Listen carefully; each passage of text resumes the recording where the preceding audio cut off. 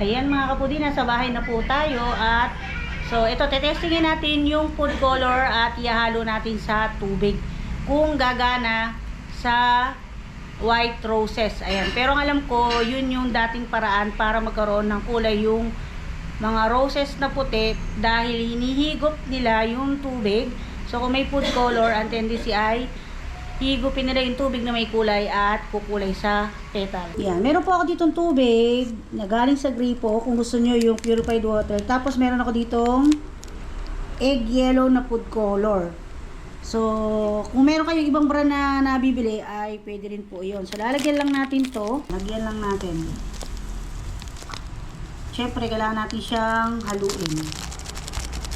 So, kukuha tayo ng kutsara. Hahaluin natin. Yan, hahaluin po natin. Kung sa nakikita po ninyo ay para siyang kulay red o orange, pero pag ginanyan nyo siya, ayan o, nag-yellow na siya. Kaya nga po egg yellow yung pinaka egg yolk ng itlog. So ngayon ay pagkahalo natin yan at pumulay ng mabuti at wala nang buo-buo sa ilalim, saka natin dyan iulubog yung mga stem ng white roses. Pwede nyo pong ilagay itong tubig na may food color sa pitchel or kahit sa garapon. So ito lang po yung available na nakita ko. Kaya dito na lang. So itatayo lang natin dito ng magdamag at titingnan natin yung resulta bukas. So ito na po mga kapudi yung white roses na 12 pieces na binili natin sa may gilid na simbahan. Ayan. So isushoot natin dito. Ayan. Ayan, make sure lang na lubog yung ating mga stem. Tapos, iwan nyo siya sa isang lugar na hindi tutumba para yung kanyang liquid sa ilalim ay hindi tumapon. Ayan, para dire-diretso yung absorb niya. So, bukas, i-update ko po kayo kung ano ang mangyayari. Ayan mga kapudi, unti-unti na siya nagiging color yellow. Ayan o. Ayan. So, hindi ko na kayo na-update after 2 hours dahil tinignan ko muna walang pang pagbabago. So ito ay ayan, time check tayo 6 o'clock. So supposed to be ay almost 12 hours na siyang nakababad sa food color. So maganda siguro kung ibababad natin siya ng 24 to 48 hours. Ayan, para lalong ma-absorb niya yung food color. So ayan, mamaya ipapakita ko po sa inyo kung paano natin siya i-assemble. So sa paggamit ng food color, pwede rin po yung color green, blue, red. Yung red, actually, kulay na talaga ng rose yan, di po ba? So, depende po sa request ng customer na kulay ng roses. So, dito ay ginamit ko ay yellow dahil request po ng customer na color yellow. Tapos, ito po. Lagyan nyo po siya ng biyak sa ilalim para lalo niyang ma-absorb yung food color. So, hindi ko tinanggal yung tinidor. Naglagay ako ng tinidor para miyat-miya, hinahalo ko siya kung tumitining yung food color. So, as of na wala naman tumitining na food color. Pero, nung biniyak ko yung ilalim niya ng pa-cross, yan o. Pa-cross siya, ayan. Ginuting ko muna ng pa-islant, yan, patulis. Tapos, kung tingin nyo ng pa-cross, ayan. Para mas madaling ma-absorb yung food color at kumalat sa pinaka part ng mga petals ng roses. So ayun, medyo hinahalo-halo ko kahit wala namang namuo para lang make sure na talagang nakakalat mabuti yung ating food color. So ayun, sa paggamit ng food color, pwede yung liquid or yung powder. So ayan mga kaputi, ito po yung sinasabi ko. So ayan, misterong paguguntingin ko, kaya lang may tubig. Dala kang bota. Ayun o, yung mga ganong may brown. Yun.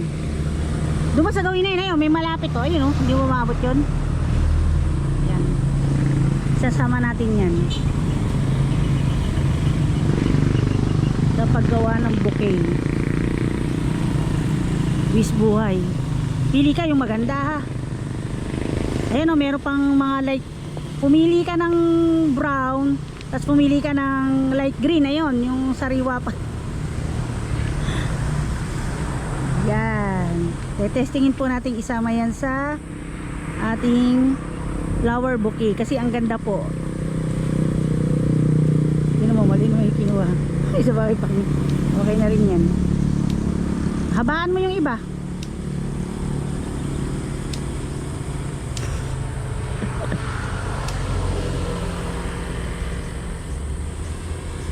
Tama na yan. Ayan ang pinakukuha ko, Ere. Ayan o.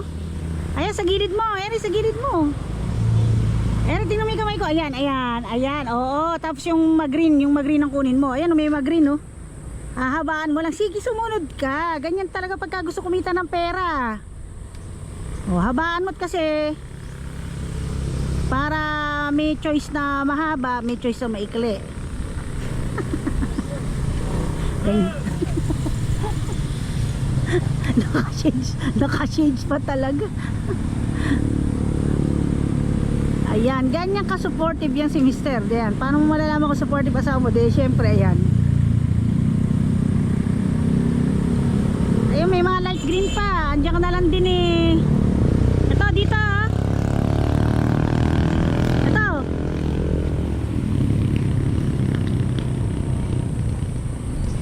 Alam mo, dito lang po sa atin naman medyo maselan, ano? Pero pag sa ibang bansa, nanggaling yung mga ganyan damo, isipin nila imported nga, di ba? Dahil in-import nga. Pero actually dito ka lang lumingon, ay marami ka na pwedeng isama. Eto, dito, yan, hindi ka na lalayo. Tapos ayun pa, okay na yan. Yung mag-green, wag yan bro, bulok na yan. Yan. Ayoko asarin kasi mayag ako. Actually nagluluto po kami mga kaputi dahil meron po kami pa-order. Ayan, ayan, sa gilid mo. Sagad mo sa baba. Yun, galing talaga.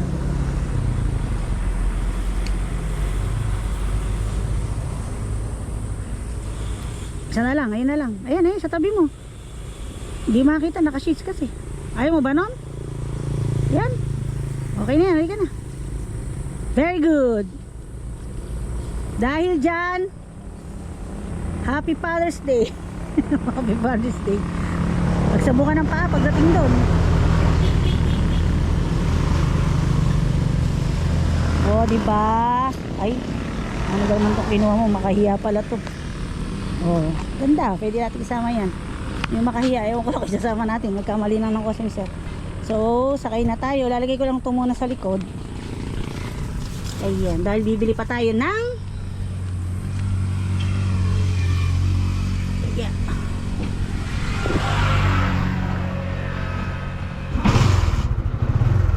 tayo ng gata at saka rino. Ayan, binanggit ko ka po to sa binibilang ko, hindi po pala nailagay. Kung mga medyo tayo marami iniisip, hindi ko na siya na-check. So, okay lang naman kasi ito naman po sa tindahan dito meron. So, ayan, nakita nyo, nag-ganito tayo. Naka-apron nga ako, tinanggal ko lang kasi nakakitulong po kami. So, may order po kami ng beef kare-kare, yung tuwalya. Actually, tuwalya ng baka. Tapos, beef caldereta. Mix ng crispy fry. Yung fried chicken. Crispy pata. Bagnet. At saka Shanghai. Tapos, meron din pong pasit malabon. At yung flower bouquet. At yung balloon bouquet na yung panganay ko naman yung pinagawa ko. So, sabi ko, i-video niya. Hindi ko lang po alam kung i-video niya. Ayan. Para tutorial din po. Ayan, pauwi na po kami at start na po ulit kaming magluto. So pahapiawan ko lang kayo ng bagya. Medyo talon-talon uli yung video natin dahil medyo busy po tayo.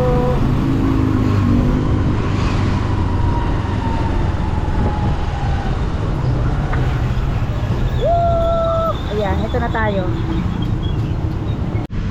So, ito mga kapudi yung pinakikita ko sa inyo na ibinabad natin sa food color. So, ito ay nag-start ng 7. Ngayon ay 10 o'clock, 7 to 7:12. So, 15 hours na siya. So, ganito lang yung kulay niya. Ayan, para siyang lalanta. Pero, ang alam ko ay pwede siya within 48 hours. Kaya lang, syempre po, nagmamadali tayo dahil order yan. At hindi naman po lahat ay naikutan. So meron po kami dito pang spray na kulay yellow gold. Ayan, nag-testing na po si Mark Dennis. Ayan, ngayon gagawin naman niya. So, ito po yung sample. Pakita mo. Dito, tapat mo. Ayan. So, ngayon, i-spray niya to lahat. Para lahat ay maging yellow gold. Tamang-tama combination do sa ating pambalot o pang-wrap o yung ating wrapper na gold and black. So, i-assemble na po namin ngayon yan. Kukulayin lang muna. Kailangan may cover to? Wala. So, ayan. Focus lang muna natin yung camera dito sa bulaklak para sa tutorial po natin. So, ngayon, ang gagamitin namin ay yung pang washable color spray. Ayan. So, pwede rin naman yung talagang ginagamit sa flower bouquet. So, ito nakita nyo, nag-yellow na siya. So, ayan, i-spray natin ang isa-isa. Sample. Ayan, kumikinang-kinang pa siya mga kapudi. Ayan. Lahat po ngayon ganyan ang gagawin. Hanggang sa matapos. So, ayan, pasensyaan nyo na yung kamay ni Margenis basa dahil lagugas siya ng kamay. Ayan. Okay. So, ayan. Tatapusin na lahat at i-assemble na natin. So, i-ready na natin yung ating i-assemble sa ating yellow or gold yellow 1 dozen roses. Ayan. Ito yung nabili natin. 100 to. Pero ito yung fresh. Ayan. Nakuha lang natin yan. Diba? So, walang masamang magkaroon tayo ng idea kung paano natin mapapaganda. So, tumitingin na tayo sa paligid at sa tingin natin ay maganda, ay isama natin. So, sabi ko nga, kung dito pagtatawanan to, dahil dito sa Pilipinas galing, pero kung ito, damo ng abroad, sabihin naman nila imported, di po ba? So, meron nito na kulay brown, pwede rin yung brown na piliin nyo, at meron din green. So, ayan, pinapili ko na lang kay Mr. Yung mag-green, ayan, may konting brown, kasi medyo malayo na yung ma-brown. So, ito yung medyo malapit-lapit at matubig na nga yung ating bukid. So, ayan, mag-start na tayo. So, habang pinatutuyo natin yung ating roses, ayan, isiset muna natin yung ating mga pang-wrap para dire-diretso na tayong magbalot mamaya. So, kailangan patuyuin muna natin yan para hindi mag-messy yung ating gagawin mamaya. So, ito na, naka-ready na to. Tapos ito, tapos yung ating wrapper ay kulay black and gold. Tama-tama dito sa ating bulaklak. So, yellow gold po yan. So, ito yung isang buo nating wrapper. So, i-explain ko lang sa inyo na, ayan, buo yan. Ngayon, i-open natin. Tapos, igaganyan lang natin siya. Ayan, naka-slant, hindi pantay. Ayan. Tapos, ito. Uy, basa. Pasensya na kayo kasi yung ating mga bulaklak hinugasan natin. Tapos, pwede kayo maglagay ng design sa gilid na tutupin nyo yan. So, ayan, ang kailangan lang natin dyan ay tape, scotch tape, or kung meron kayong double-sided tape. So, ayan, hindi naman kailangan maganda, hindi naman natin kailangan na pantay, pero kailangan yung ating dinidiinan na guhit na tupi o guhit ay isa lang. Ayan, didiin. Tapos kailangan natin ngayon ng tape para hindi na siya gumalaw at siya ay naka-steady na.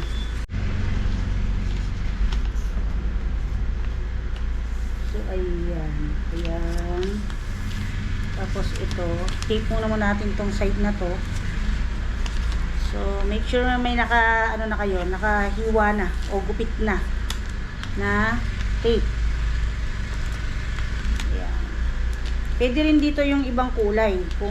Depende po kasi kung ano yung request ng customer. So, ito, tutorial lang po ito mga kapudi ha. Sabi ko nga po, para po sa mga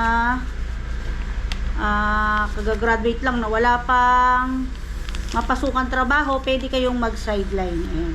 At yung pong costing natin, depende po iyon sa mabibilan ninyo ng bulaklak sa presyo. Nakikitain ninyo at yung presyo na itutubo ninyo o ipapatong ninyo. Siyempre po, magkakaiba po bawat tindahan ng presyo. Kahit naman sa sari-sari store ay ganun din po. Yan. So dito yung magsisimula yung pinaka base natin ng wrapper, na dyan natin ilalagay yung unang patong ng ating mga bulaklak. So ayan po muna yung una. So mamaya ipakikita ko sa inyo yung pangalawa. So dito nagdikit ako ng tape para masecure siya at nang ito lang yung nakaangat sa ibabaw. So ayan, hindi ko na napakita. Ngayon gagawa ulit tayo ng ganyan. Dito naman din po, pero mas maluwang. Mas maluwang yung pagkakabuka niya kasi ipapatong natin to dito. So ayan, ialis muna natin to. Tapos ito, igaganyan lang natin. Ayan, mas maluwang yung bukad niya dito. Ayan. So tapean na natin dito at so ano napansin nyo, hindi ko naman siya tinupi ng may gold kasi gagawa pa tayo ng dalawa pang side. So ayan, secure lang uli natin dito. So huwag kayong mag-alala sa tape kasi hindi naman po siya makikita, matatabingan po siya. So dito uli, yan, tupiin natin. Yan. Maghanap po kayo ng mabibilan ninyo na mas mura. Pwede rin naman po sa Dangwa pagka gusto nyo mas mura at kung maramihan yung ibebenta ninyo, like may okasyon. Pero kung tingi-tingi naman kasi at kung pupunta pa kayo ng Dangwa at ang layo-layo ninyo, gaya ko nasa probinsya, hindi po siya practical. So mas maganda talaga punta kayo sa flower shop. So ayan, papakita ko sa inyo. Papatong naman natin siya dito. Kaya lang ito nakababa ng konti. Ito nakaibabaw. Ayan, para mayroon siyang pakpak na parang angel, di po ba? So ayan yung pangalawa. So ito, dito meron ulit tayong isang buo ng ating wrapper. Ayan, nakita nyo, diniretso ko yung tupi, diniinan ko. Tapos isang tupi pa para maikakat natin siya sa apat. Yan, inulit ko po, yung pong color ng ating wrapper ay depende sa request sa inyo ng customer. So, cut natin dito. Ito yung magsisilbing parang papalda ng ating bouquet. Para maganda naman yung baba ng ating bouquet. So, gupit dito. Ayan, nahati na siya sa dalawa. Tapos, ano yung tanggal sa pagkakatupi, ikat nyo po ulit. Yan.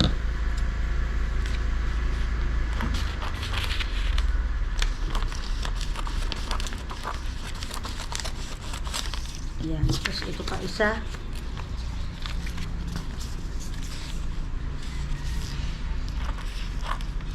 So ito po ay request po ng aking beshi. So beshi ko nung first year high school yung umorder nito sa akin. So yung pangalawang order niya sa akin, yung first year anniversary, tapos to second year anniversary. So, ito po ay apat na. Ayan. Mamimili kayo kung alin yung hiharap ninyo, kung yung gold o yung black. After natin ikat, ay ganito gagawin natin. So, 4 hanggang 5 pwede. Ayan o. Ayan. So, ipakikita ko sa inyo, di-demo ko, nagawa ko ng 3. So, ito na siya. Dito muna tayo sa black. Ang nakaharap at nakapahiga.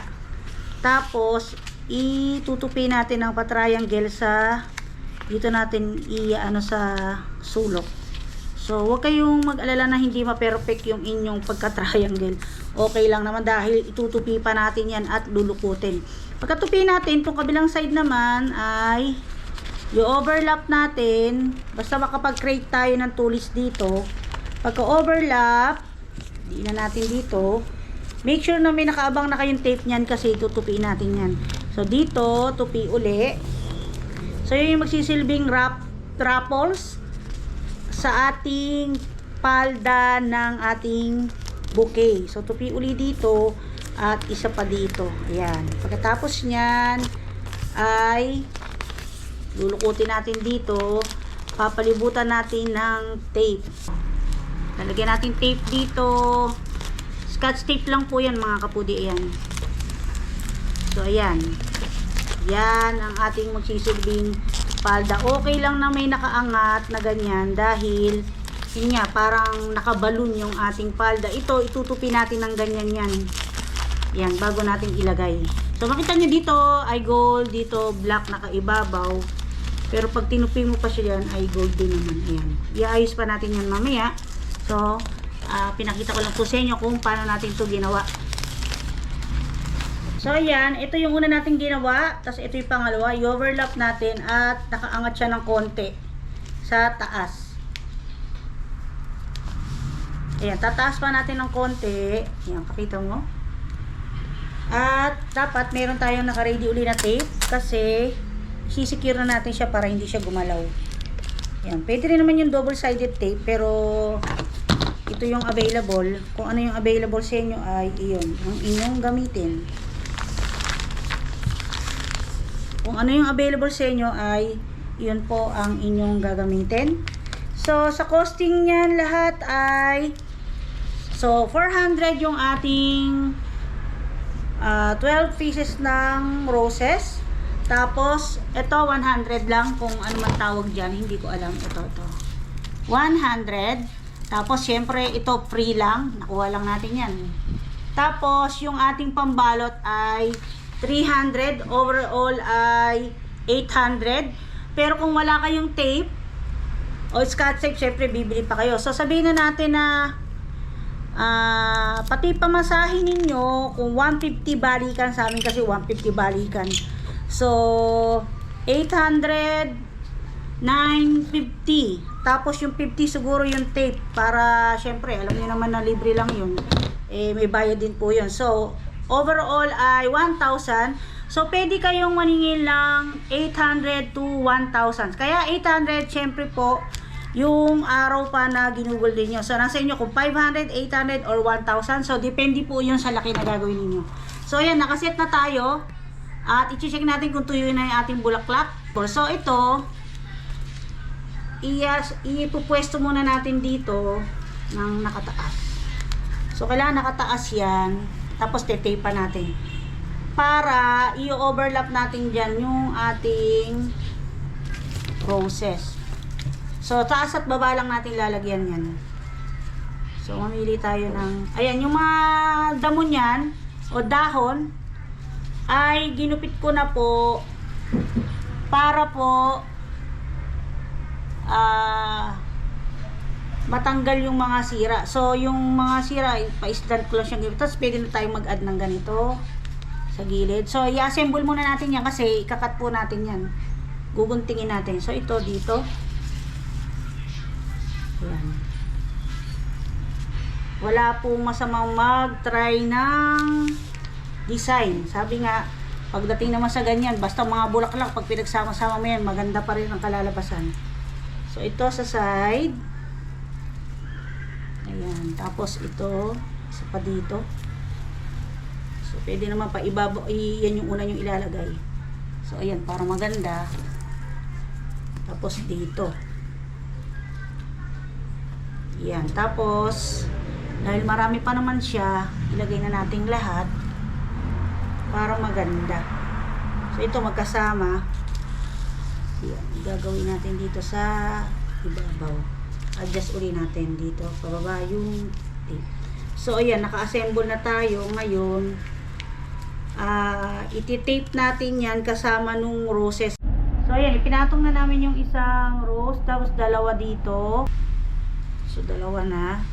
Sunod ay 4. 1,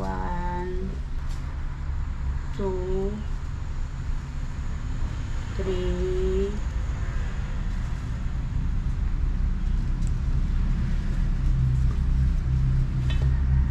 4.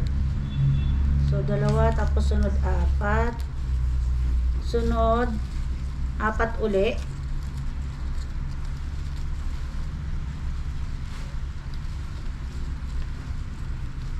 Wait lang. Itaas natin to. Ganyan. Stop.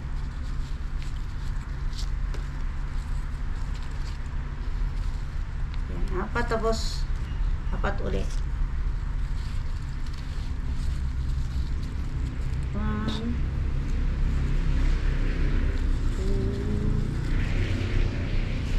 3, 4. Tapos, dalawa. Kana.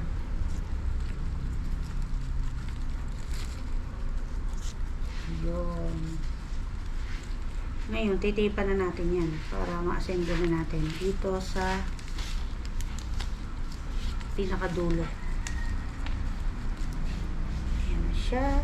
Tapos, ito, ipapatong natin dito. At, ready na. Titape natin. So, yan yung pinaka-setup niya. Tape naman natin ngayon to. So, kailangan gupitin ko na muna. Ko nga dapat lagi kayong may naka-ready na. So may nabibili naman na may nabibili naman na pangkat ng ano tawag doon, Marky? Pangkat ng tape. So dapat siguro tinipan na natin doon. So ito, secure na natin dito sa dulo. Para nakaayos na siya at hindi na siya bumuhaghag. Ayan. Tapos dito, wala, naka-tape din to.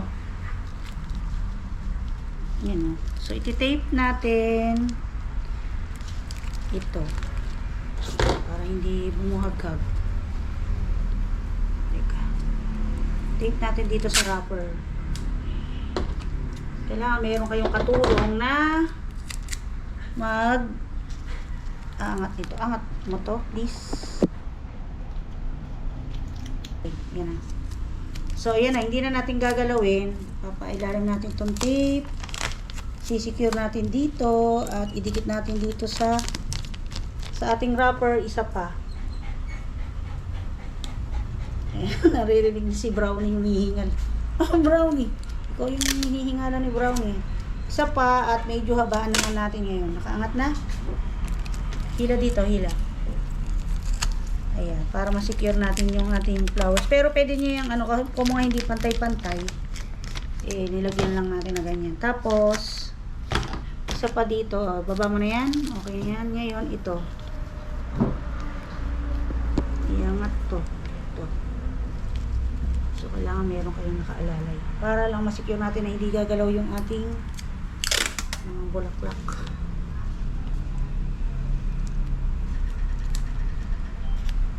Ayan. At ayan. So, okay na. Ngayon, okay na yung ano niya. Isasara na natin dito. Ngayon, gagawa tayo dito ng pang-cover. So, hindi natin siya isasagad para makita natin to. Sayang naman yung effort dito. Ayan. So, pakihawakan at sisecure uli natin ng tape. So, ito muna. Para hindi siya gumalaw. Ngayon, paikot natin yung tape. Huwag kayong manghinayang sa packing tape.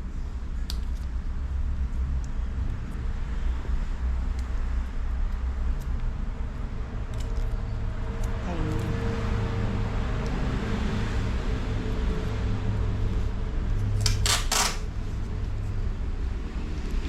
Kamay, please. Yan. Tapos, ikot natin. Kasi tatakpan naman natin yan ng pakiangat mo yung bouquet. Para kasi meron tansyahin yung haba. Kung hindi pa natin kinakat, pwede ba natin ikot-ikot pa. Para sure na maganda. At secure. So, ayan. Tape natin. So, ayan na. Nakaset na yung ating bouquet. Ngayon, ito yung magsisilbi nating palda. Ito yung sinasabi ko kanina. Tapos walang black na nakalitaw.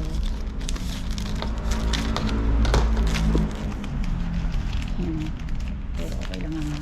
Tutupin natin dito. 4 yan. 1 2 3 4. Ayan, ganyan yung magiging setup natin. So, ayan po. At ididikit na lang po muna natin. So, ayan, nilagay na natin yung papalda. Nakita nyo, nilagay natin ganyan at titipan natin para ma-secure natin siya. Yan. So, ayan, nakaset na. Ito yung magiging pinakabuntot ng ating flower bouquet. Yan. So, meron pa tayong sumubrang wrapper. Itutupi natin ng paislan. Yan. Tapos, didiinan natin. Yan yung gagawin natin sa side ng ating bouquet. Dalawang ganyan po. So, ito pa isa. Para matapos na natin yung ating bouquet. Ito sa kabilang side na natin. Ngayon, yung right naman. Kailangan, ito naman, ganyan. Ay, tama ba? Ito sa side na to, tapos ito, kailangan ito, ganyan. Tama? Ito yung sa kanan. So, kailangan magkaiba siya. Ito yung sa kaliwa, kailangan yung kaliwa yung nakaturo sa left side. Tapos dito, ito, sa right side nakaturo. Ayusin lang muna natin. Mas maganda sana yan kung mayroon siyang guhit na lining na gold. Hindi yung kabila lang yung gold. Pero buti nga, napagbentahan pa tayo.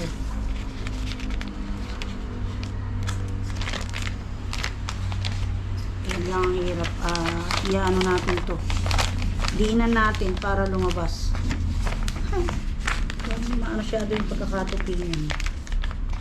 Ayan. Diinan na natin na ganyan. At overlap natin ganyan. Tapos dyan natin ipapatong yung ating mga bouquet. Ayan. Pero titipan muna natin tong ilalim. So ayan, pinakita ko lang sa inyo yung setup. So ayan, naka-overlap na. Pagka-overlap ay ayan, ilulukutin lang natin ng bahagya. Ayan, baluktot lang na ganyan dito sa dulo. Tapos ito, ayan, nakita niyo nakalitaw. Yan, yan. Tapos,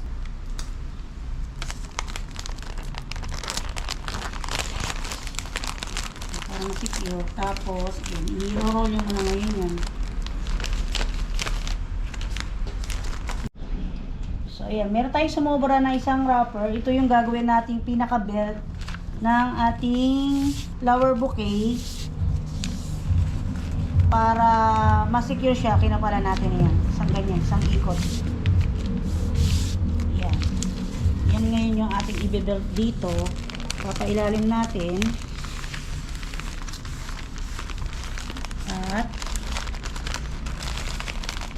yung kamay mo. Yan. Ayan. Para maganda. After lagyan ng Scotch tape ay nilagyan ng double-sided tape. Ayan, tatanggalin ngayon yung double-sided tape. At i-overlap natin to. At may nakaabang ng double-sided tape din dito. Para pag pinatong natin yung kabilang side ay didikit na siyang kusa.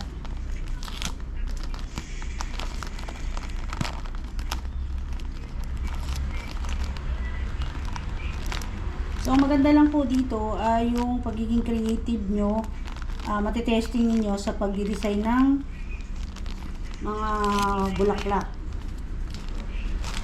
Yan, mai-apply ninyo sa paggawa ng flower bouquet. So, meron na rin po akong tutorial ng money flower bouquet. Money flower bouquet yung ginawa natin noong nakaraan. So, yan, meron na rin po. So, ilalagay ko sa description yung link para may idea kayo kung paano po gawin. So, ito yung paggawa ng flower bouquet. Ayan, 1 dozen po ito. So, susunod ay gagawa ulit tayo ng tutorial. Para naman magkaroon kayo ng mga idea kung ano mga pwede natin gawing negosyo nang tayo ay nalilibang na kumikita pa. So, ito, lagyan natin sa ilalim to. So, yan, nalagyan na ng double-sided tape. Yan yung ilalagay natin dito sa ilalim. Ayan. So, ayan na po ang ating finished product. So, ayan, pwede tayong kumita dyan ng 500, 800 to 1,000. At depende po yon sa dami ng bulaklak na gagawin po ninyo. So, ayan mga kapudi, ganito na lang po. At sana may natutunan po tayong dagdag kaalaman para kumita ng nasa bahay lang. Ganito na lang po mga kapudi. Thank you for watching. Ingat po tayo at God bless po tayong lahat. Ayan, ganda.